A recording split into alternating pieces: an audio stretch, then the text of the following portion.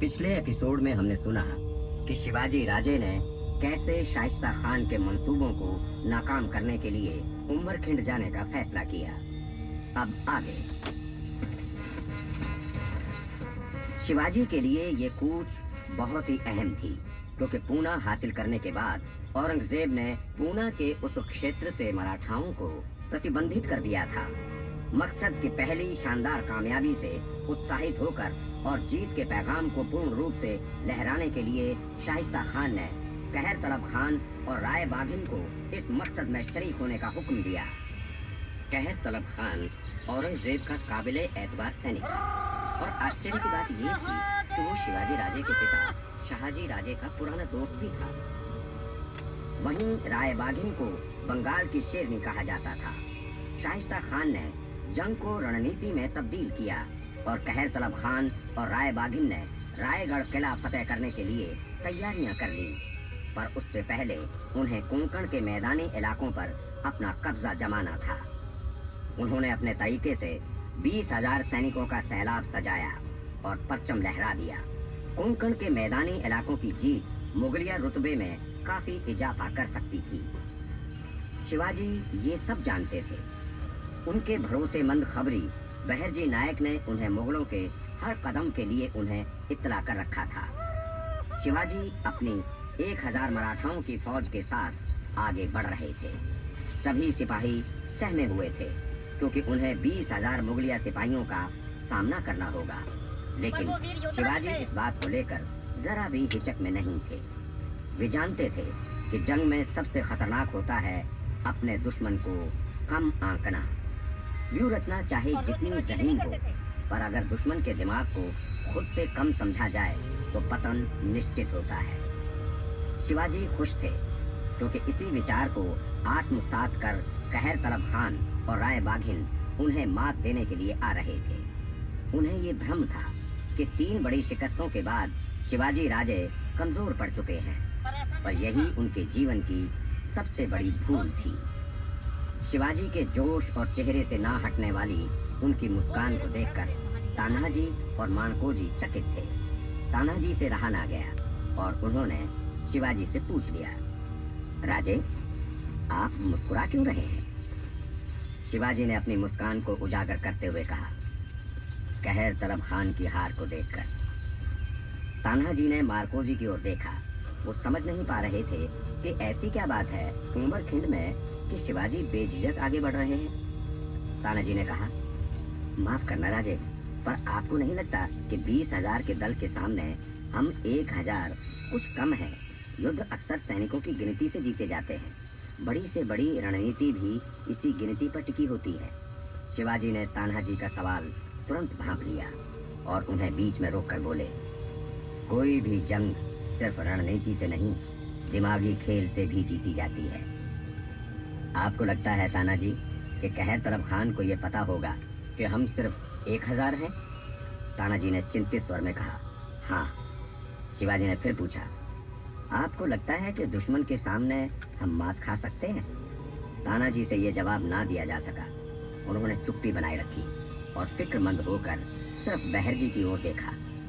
शिवाजी ने अब उनकी उलझन को सुलझाते हुए कहा, जिस सवाल का जवाब देने से भी तुम कतरा रहे हो, उस सवाल का जवाब मैं कब से जान कर बैठा हूँ।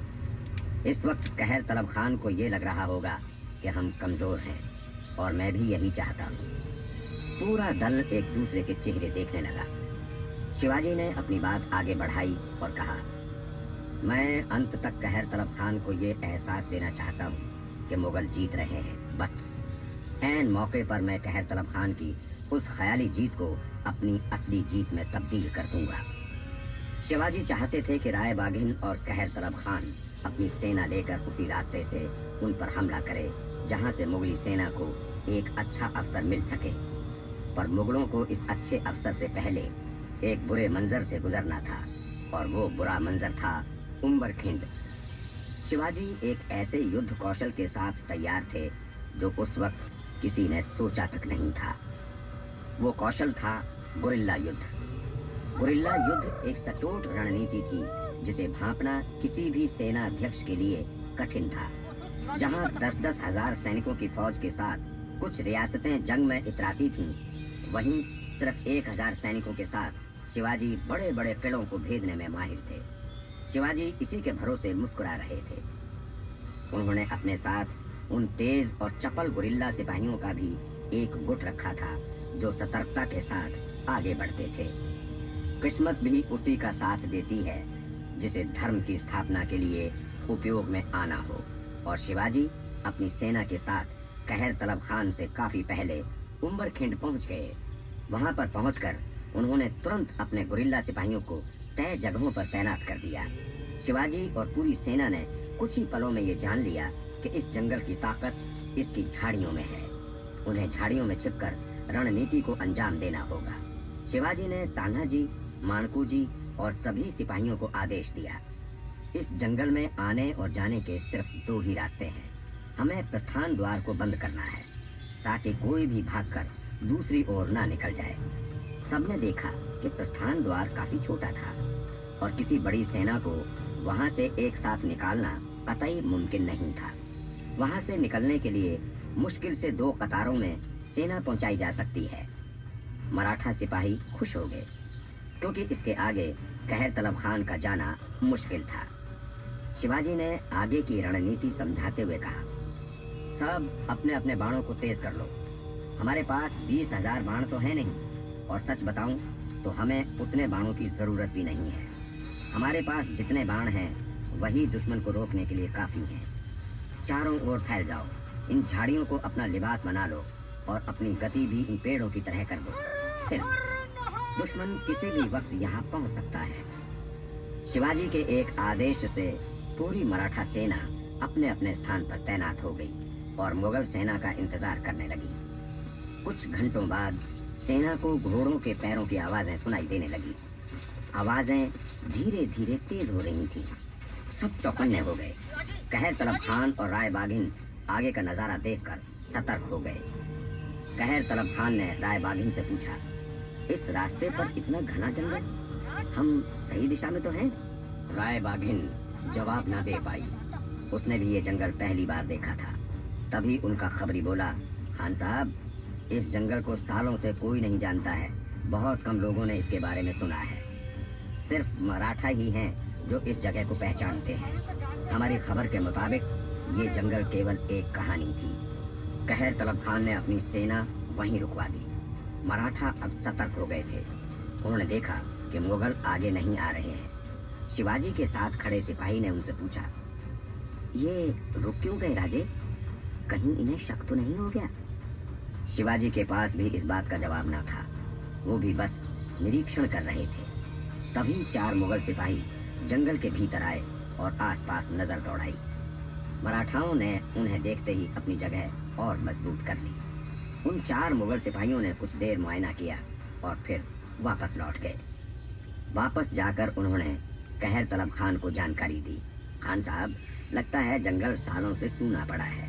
अंदर एक पत्ते के हिलने की भी आवाज नहीं है। कहर तलब खान आश्वासित हुआ और उसने सेना को आगे बढ़ने का हुक्म दिया।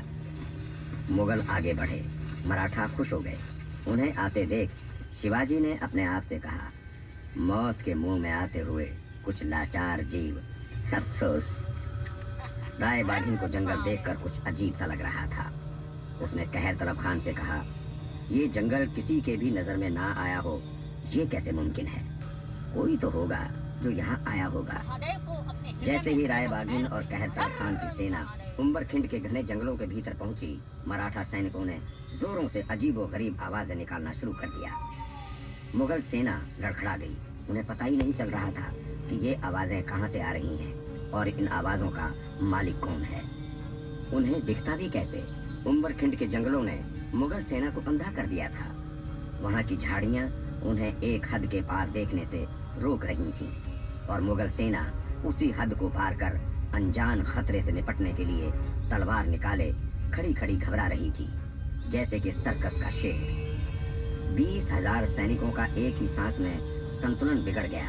राय बाघिन और कहर तलब खान ये समझ ही नहीं पाए कि आगे बढ़ें या पीछे हटें। शिवाजी की रणनीति ने मुगल सेना को जैसे बिना रस्सी के जकड़ के रखा था। मराठाओं को सब दिख रहा था क्योंकि वे उम्बरखिंड के जंगलों को पहचान चुके थे।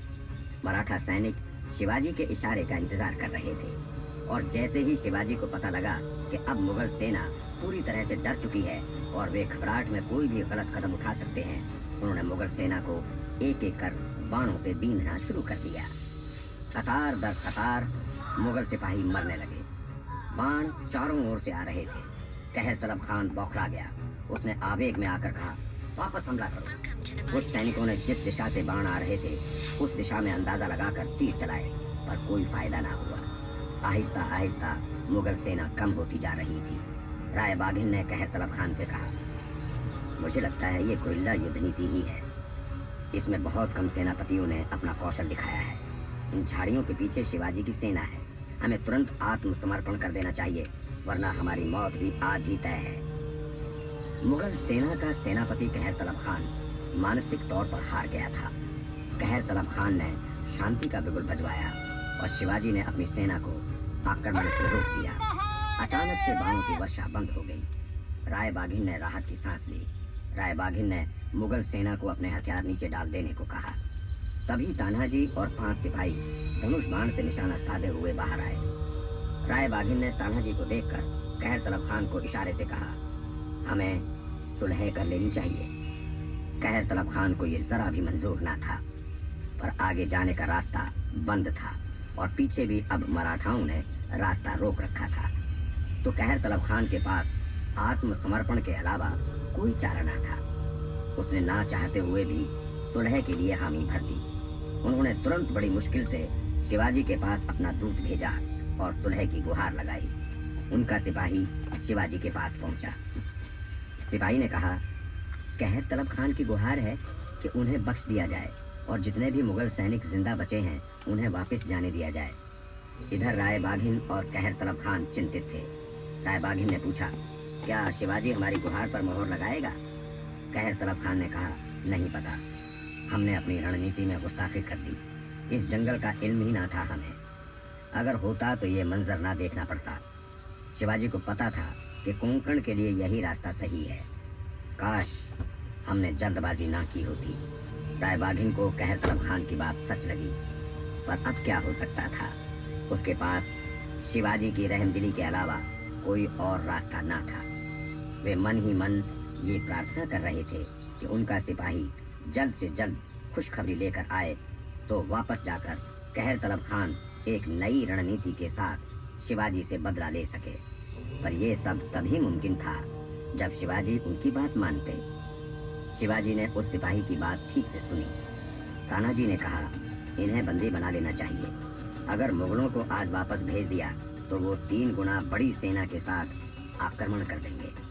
तानाजी को लगता था मुगल अमन की भाषा नहीं समझते, तो उनसे अमन की भाषा से बात नहीं करनी चाहिए। सबने शिवाजी को मुगलों को यहीं खत्म कर देने की हिदायत दी। शिवाजी सिर्फ सुन रहे थे, उन्होंने कोई फैसला ना सुनाया। इस तरफ राय बाघिन और कहर तलब खान की धड़कनें तेज होती जा रही थीं। राय बाघिन ने पूछा, इतना वक्त क्यों लग रहा है? क्या हो रहा है वहाँ? सिपाहियों ने जवाब दिया, पता नहीं, कोई आवाज या आहट भी नहीं आ रही। राय बाघिन और कहर तलब खान के लिए इंतजार का इम्तहान हो चला था। बीच जंगल में शिवाजी से घिरे होने पर उन्हें केवल इस बात का इंतजार था कि क्या शिवाजी राजे उनके अमन के पैगाम को स्वीकार करेंगे।